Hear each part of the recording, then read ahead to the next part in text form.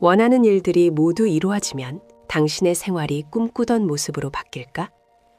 날 때부터 앞을 못 본 청년이 예수님을 만난 날 처음 빛을 보게 되었다. 그동안 할 수 없었던 일들이 떠올랐다. 먼저 부모 형제에게 뛰어가 앞이 보인다고 소리치고 싶고, 어렸을 적부터 함께 해준 친구에게 달려가고 싶고, 남들처럼 기술도 배우고 싶고, 취직해서 부모를 돕고 싶었다.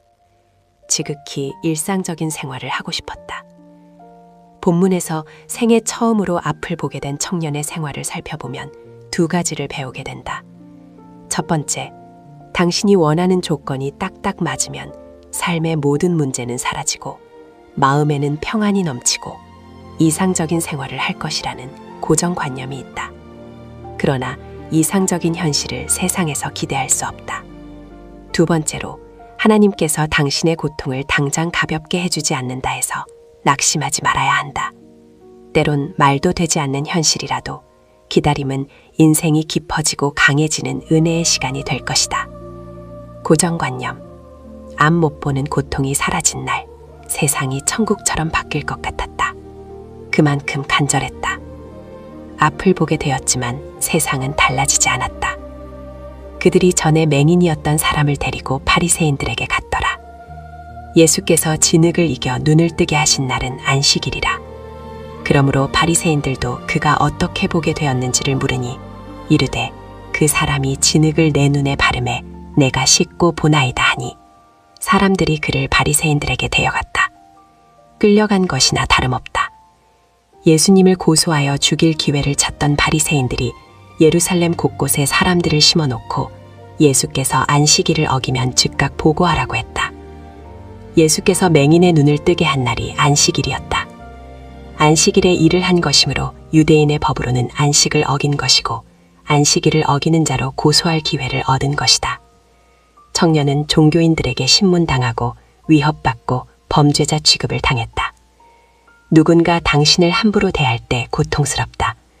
정신적 고통이 육체적인 질병과 장애로 인한 괴로움보다 가볍지 않다. 순진한 도둑이 순금으로 만든 종을 훔쳤다.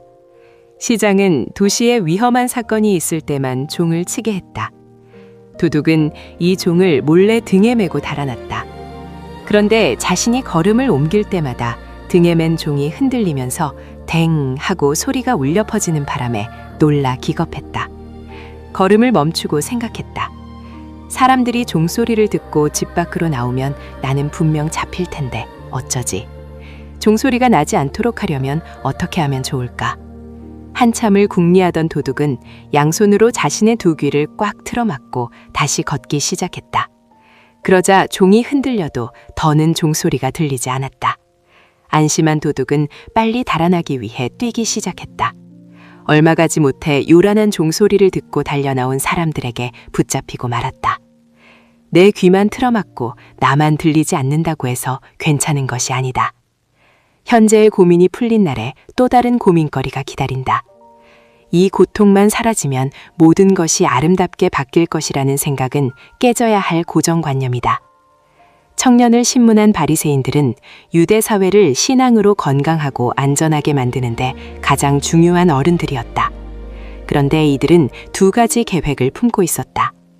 예수께서 이 청년을 치료해 주었다면 안식일을 어긴 것이므로 고소할 것, 그리고 예수를 두둔하는 청년 역시 출교시킬 것을 동시에 실행고자 사람을 보내 청년의 부모에게 확인했다.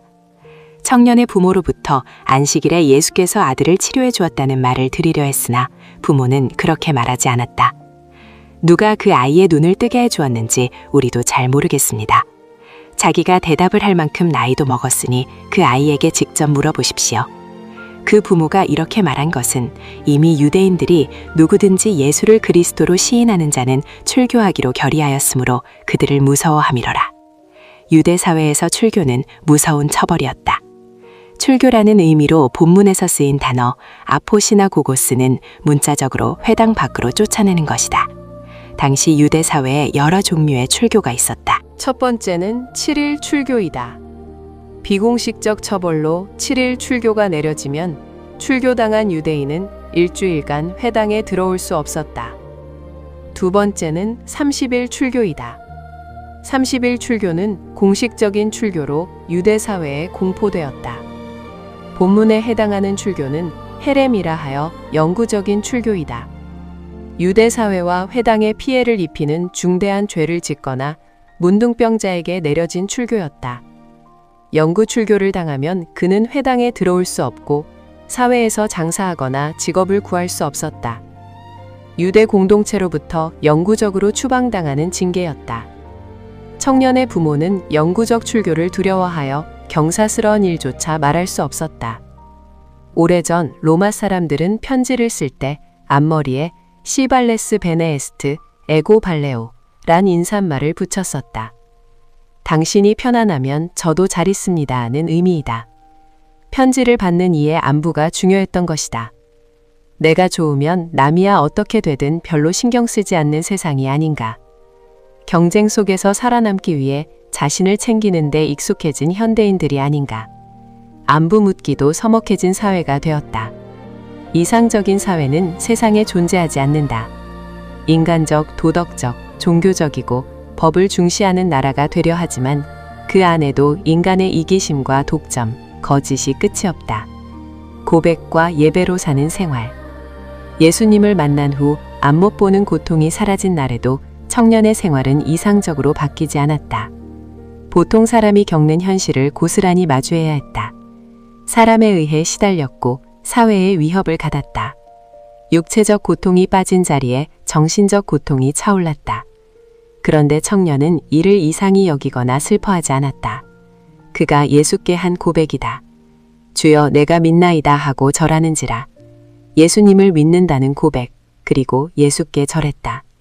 구주 예수님을 믿고 예배하는 것이 중요한 이유는 살아낼 힘과 고통을 이길 힘이 하나님으로부터 임하기 때문이다.